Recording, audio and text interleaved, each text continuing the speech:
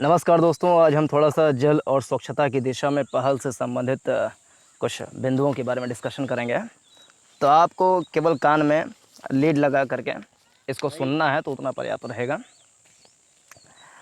दरअसल जल और स्वच्छता से संबंधित बहुत सारी रिपोर्टें आती रहती हैं और पिछले कुछ वर्षों में आए रिपोर्टों और ज़मीनी स्तर की वास्तविकताओं ने दर्शाया है कि भारत अभी मुश्किल दौर से गुज़र रहा है। बहुत ही ज़्यादा मुश्किल दौर से बहुत सारे शहर सूखे की कगार पर हैं।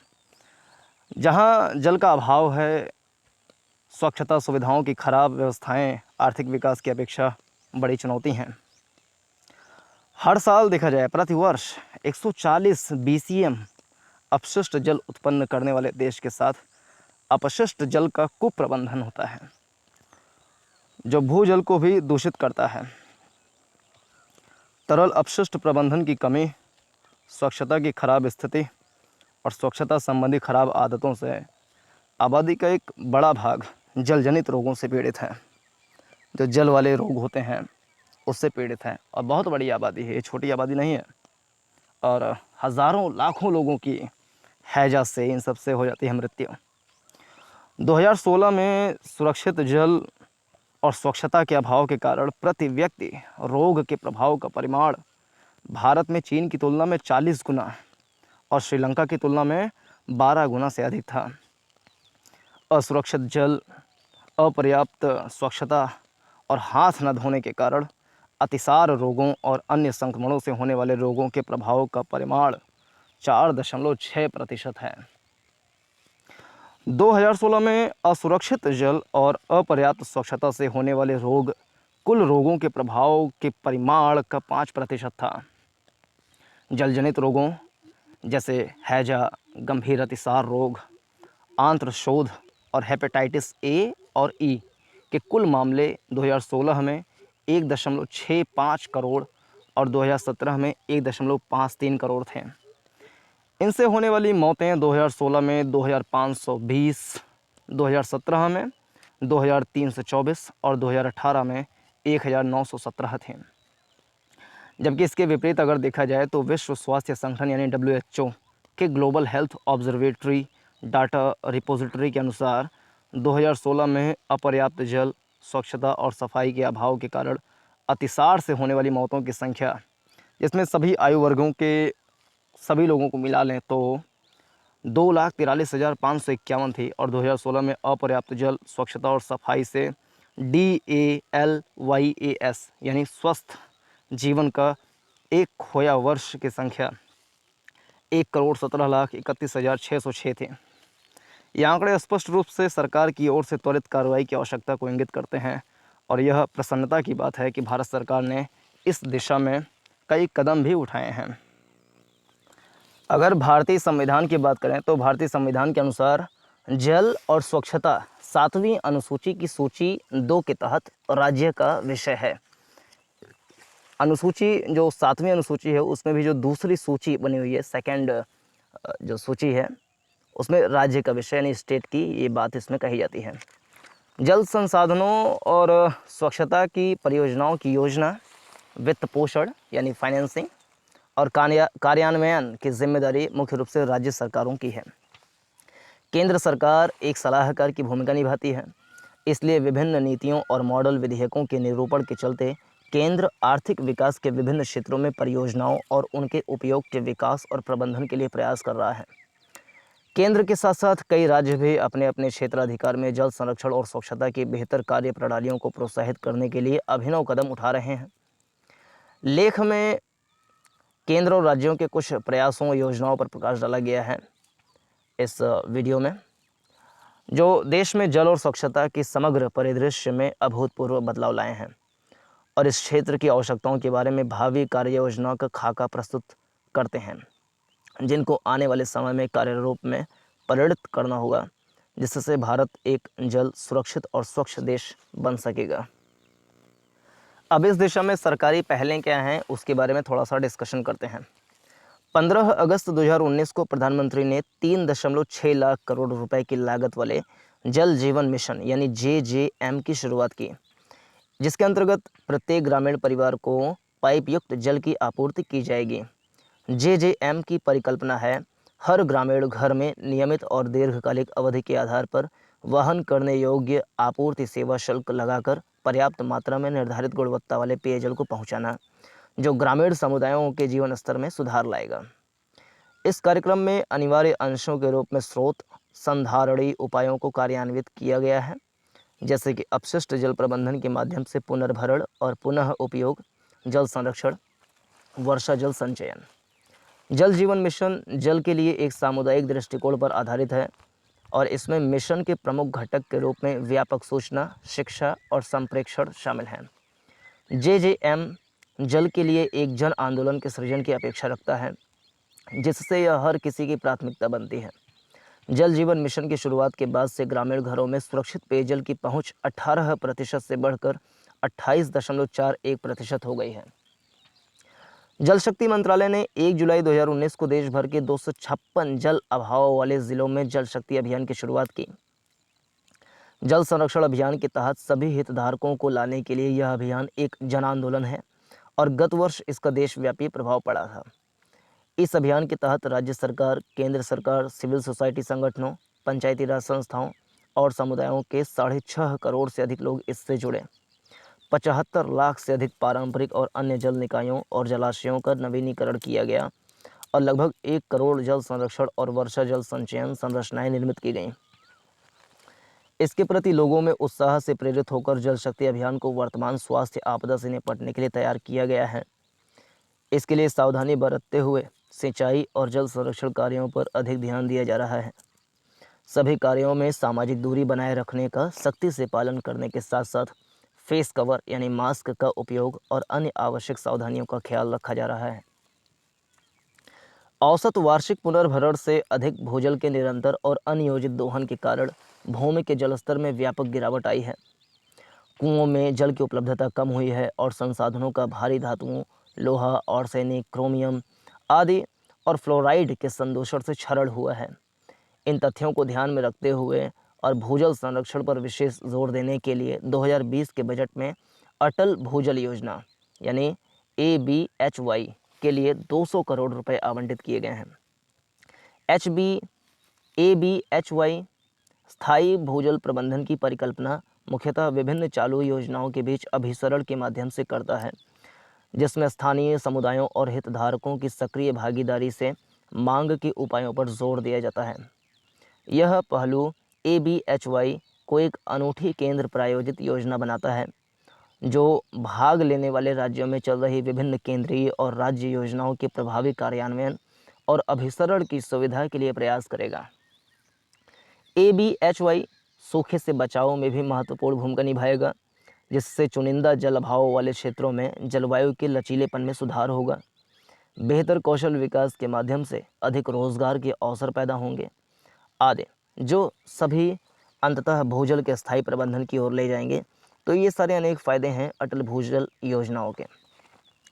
भारत सरकार के प्रमुख थिंक टैंक के रूप में नीति आयोग ने भी विभिन्न राज्यों में जल संरक्षण के प्रयासों की तुलना करने के लिए एक प्रणाली विकसित की है। प्रतिस्पर्धी और सहकारी संघीय व्यवस्था का अनुसरण करते हुए और जीवन के लिए जल के महत्व को ध्यान में रखते हुए आयोग ने एक समग्र जल प्रबंधन सूचकांक विकसित किया है।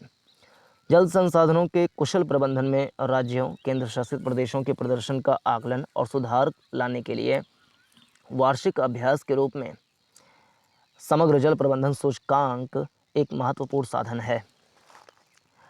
समग्र जल प्रबंधन सूचकांक ने 9 व्यापक क्षेत्रों को 28 विभिन्न प्रमुख प्रदर्शन संकेतांकों के साथ जोड़ा है, जो भूजल के विभिन्न पहलुओं, जल निकायों की पुनर्स्थापना, सिंचाई, कृषि पद्धतियों, पेयजल नीति और संचालन प्रणाली को कवर करते हैं।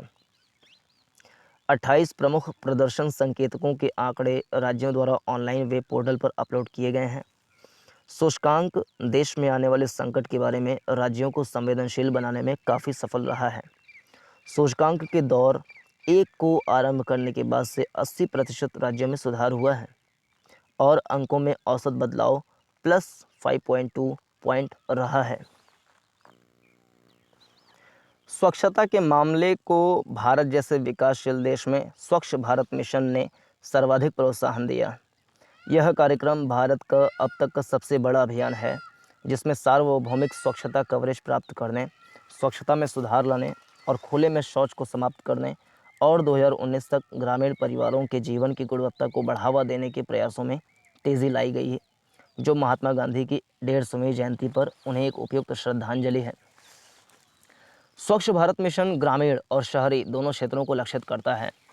2 अक्टूबर 2014 को स्वच्छ भारत मिशन ग्रामीण के लॉन्च के समय देश में ग्रामीण स्वच्छता कवरेज 38.7% बताए गए थे।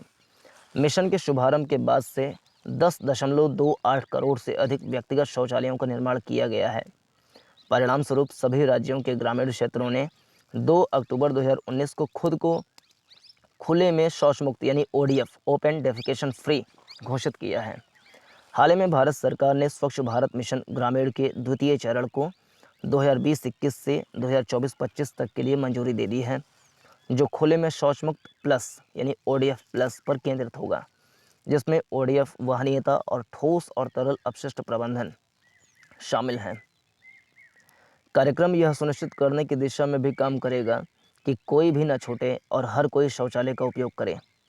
स्वच्छ भारत मिशन ग्रामीण चरण 2 2020-21 से 2024-25 तक मिशन मोड में लागू किया जाएगा, जिस पर कुल 1,40,881 करोड़ रुपए खर्च किए जाएंगे। यह वित्त पोषण के विभिन्न ऊर्ध्वाधरों के बीच अभिसरण का एक आदर्श मॉडल होगा। इसमें से 52,497 करोड़ रुपए पेयजल और स्वच्छता विभाग के बजट से आवंटित किया जाएगा, जबकि शेष राशि 15वें वित्त आयोग, महात्मा गांधी ग्रामीण रोजगार गारंटी योजना और राजस्व उत्पादन मॉडलों, विशेष रूप से ठोस और तरल अपशिष्ट प्रबंधन के लिए जारी की गई धनराशि से ली जाएगी। केंद्र सरकार की इन पहलों के अलावा कुछ राज्यों ने राज्य स्तर के कार्यक्रम शुरू किए हैं, जिन्होंने स्थानीय जल समस्या को प्रभावी ढंग से हल किया है। ऐसी कुछ योजनाएं हैं: महाराष्ट्र में जलयुक्त शिवहर, राजस्थान में मुख्यमंत्री जल स्वावलंबन अभियान, आंध्र प्रदेश में नीरू चेतु, तेलंगाना में मिशन काकातिया, गुजरात में सुजलाम सुफलाम, कर्नाटक में एकीकृत जल संसाधन प्रबंधन और कृत्रिम पुनर्भरण संरचना योजना। राज्यों द्वारा भूजल संसाधनों पर सकारात्मक प्रभाव डालने वाली अन्य प्रशंसनीय पहलों में शामिल हैं पंजाब प्रिजर्वेशन ऑफ सब सॉइल वाटर एक्ट 2009, जिसमें धान की नर्सरी की आरंभिक बुआई और पौध की रोपाई पर प्रतिबंध लगाया गया है। इसके अलावा पंजाब सरकार ने किसानों को बिजली बचाने और भूजल के उपयोग को कम करने के लिए पानी बचाओ पैसा कमाओ की स्वैच्छिक योजना को प्रोत्साहित किया है।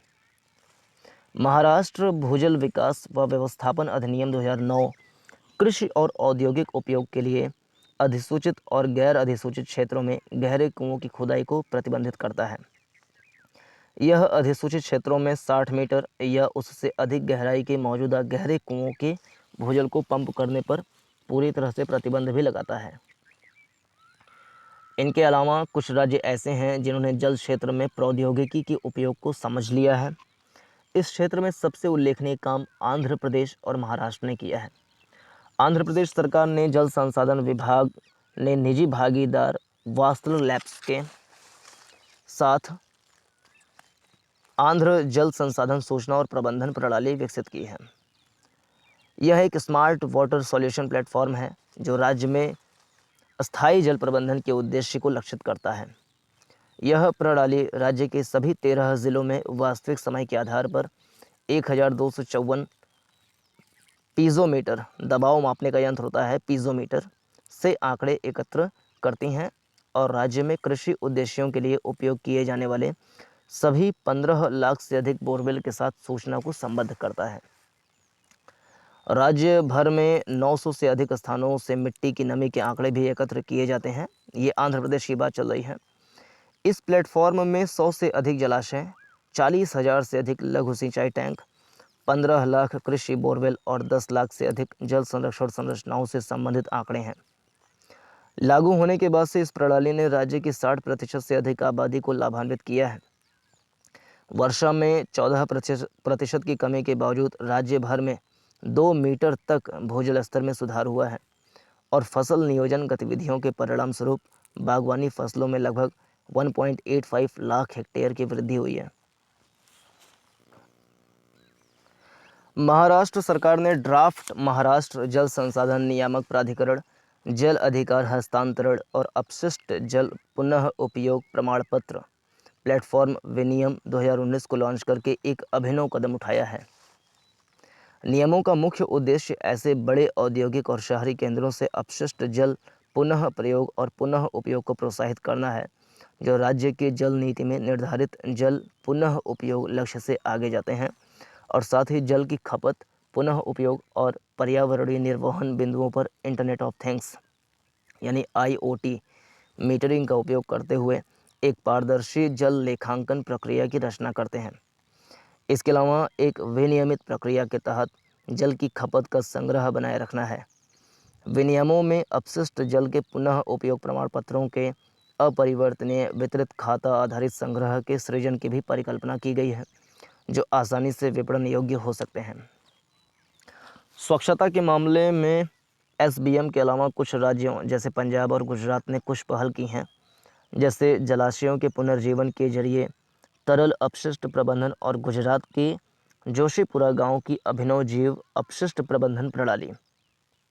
हाल ही में NGT यानी नेशनल ग्रीन ट्रिब्यूनल के आदेश पर नीति आयोग ने पब्लिक प्राइवेट पार्टनरशिप में भारत में ठोस और तरल अपशिष्ट प्रबंधन पर मॉडल कंसेशन एग्रीमेंट तैयार किया है, जो शहरी स्थानीय निकायों को उनके अपशिष्ट संबंधित संकटों के लिए एक ही जगह समाधान की सुविधा प्रदान करेगा।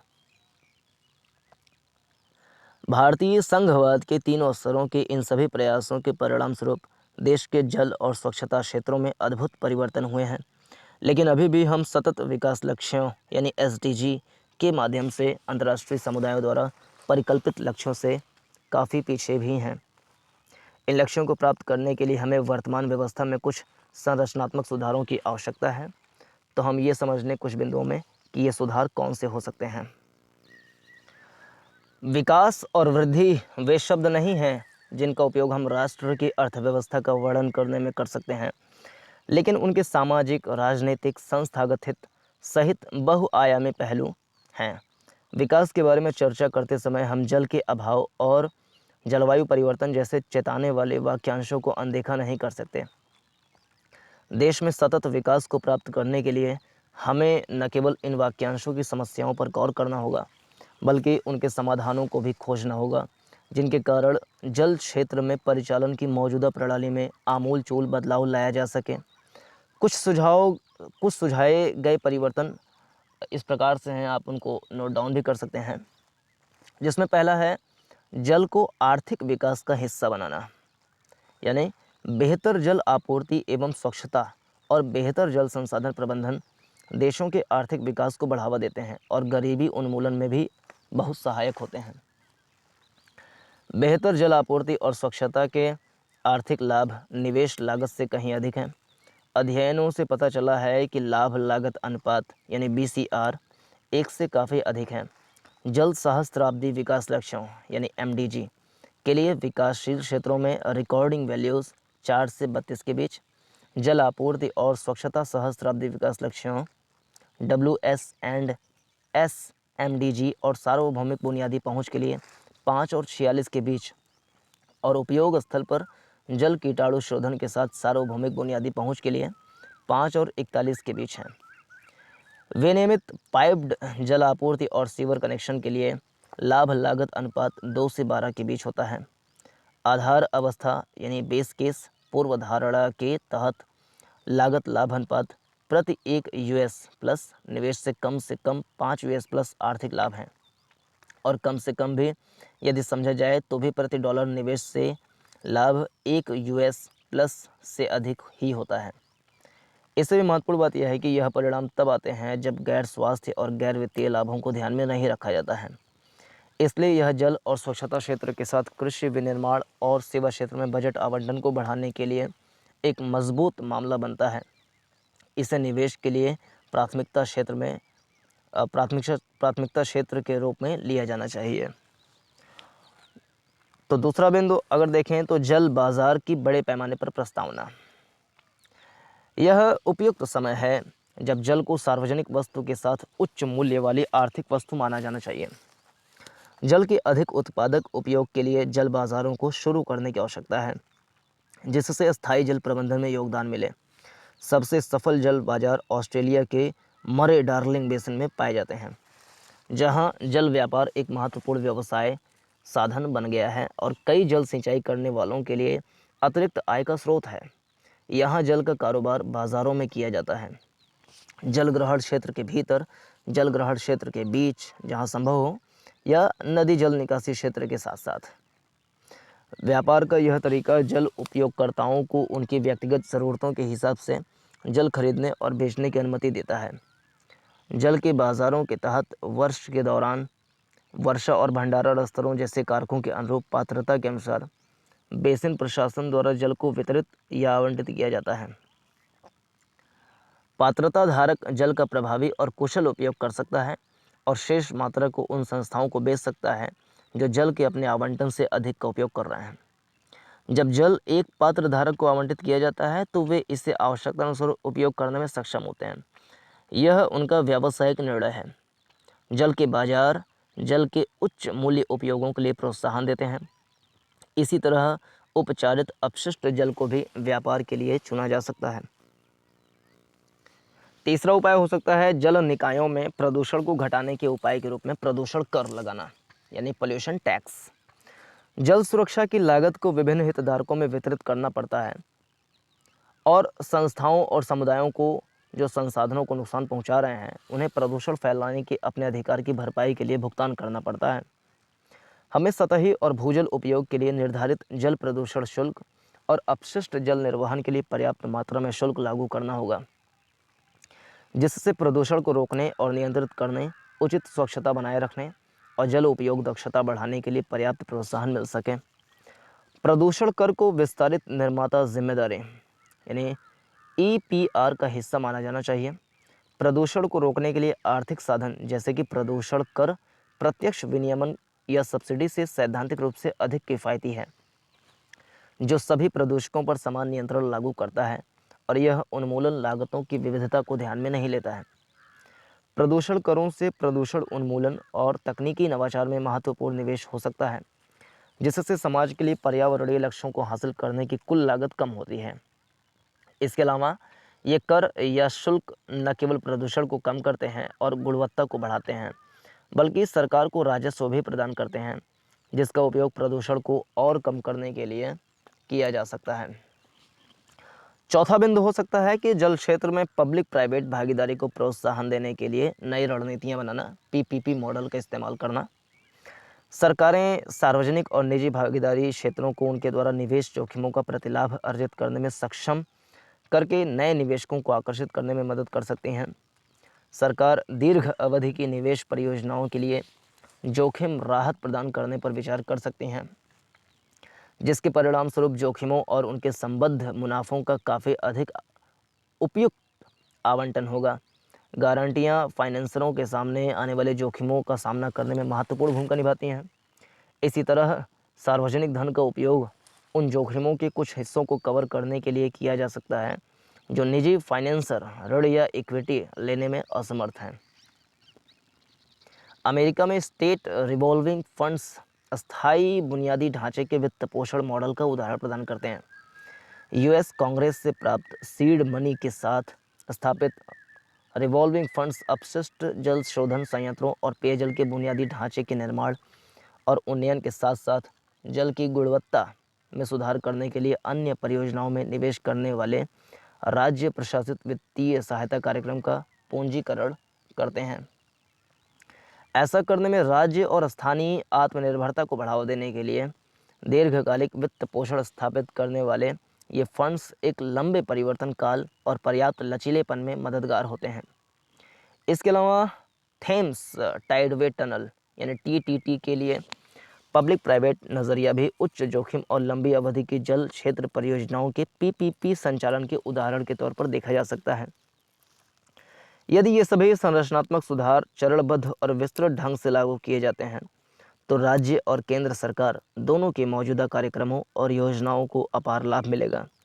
वे सरकारी क्षेत्र पर समग्र निर्भरता को कम करेंगे और निवेशकों की संख्या के लिए इस क्षेत्र को आत्मनिर्भर, आकर्षक और लाभदायक बना देंगे, जो न केवल किसी भी क्षेत्र बल्कि देश के विकास के लिए एक मूल बिंदु है। तो ये कुछ चीज़ें हैं जिसको अप्लाई करके जल संरक्षण और स्वच्छता के क्षेत्र में भारत बहुत ज़्यादा प्रगति कर सकता है। इसमें जो सबसे महत्वपूर्ण ये है कि जागरूकता इस बात की फैलाई जाए कि जल का दोहन सही तरीके से, उपयुक्त तरीके से किया जाए और उस पर उचित टैक्स लगा करके जो उसका दोहन गलत तरीके से किया जाता है, चाहे वो भूजल हो जो कि सिंचाई के लिए अंधाधुंध तरीके से प्रयोग किया जाता है। एक दिन धीरे-धीरे ज़मीन अगर सूखती जाएगी, नीचे से पानी कम होता जाएगा और पुनर्भरण ऊपर से यानी कि रिचार्ज नहीं होगा, तो वाटर लेवल धीरे-धीरे घटता जाएगा, तो वहाँ पे सूखे की स्थिति भी आ सकती है। किसानों की स्थिति बहुत ज़्यादा दयनीय हो सकती है। तो इसके लिए आवश्यक है कि जो भी लोग ट्यूबवेल से पानी की सिंचाई करते हैं, वो उपयुक्त कर, उपयुक्त टैक्स वार्षिक या सालाना रूप में जो कृषि की विभाग हैं जिला स्तर पर, वहाँ पर जाकर के जमा कराएँ और पर्याप्त रूप से निगरानी हर गाँव में जाकर के इस बात का किया जाए कि ट्यूबवेल कितने हैं। तालाब जो है उस तालाब की स्वच्छता करवाई जाए और मानसून के आने से पहले ही उसका जो सौंदर्यीकरण है या उसकी तलछटी जो है उसका साफ़ कराना हुआ, तो ये सब करवा लेना चाहिए ताकि नीचे ज़्यादा से ज़्यादा पानी जाता रहे। इतना सारा पानी बरसता है भारत में, तो उसका हम संरक्षण कर सकें धरती के भीतर। तो इस वीडियो में इतना ही। आप अपनी राय दे सकते हैं कि स्वच्छता और जल संरक्षण क्षेत्र में और क्या-क्या कदम उठाए जा सकते हैं। तो पूरा देखने के लिए बहुत-बहुत धन्यवाद। वीडियो को लाइक कीजिए, अपने साथियों के साथ शेयर कीजिए, चैनल को सब्सक्राइब कीजिए। पूरा देखने के लिए बहुत-बहुत धन्यवाद। नमस्कार, जय हिंद।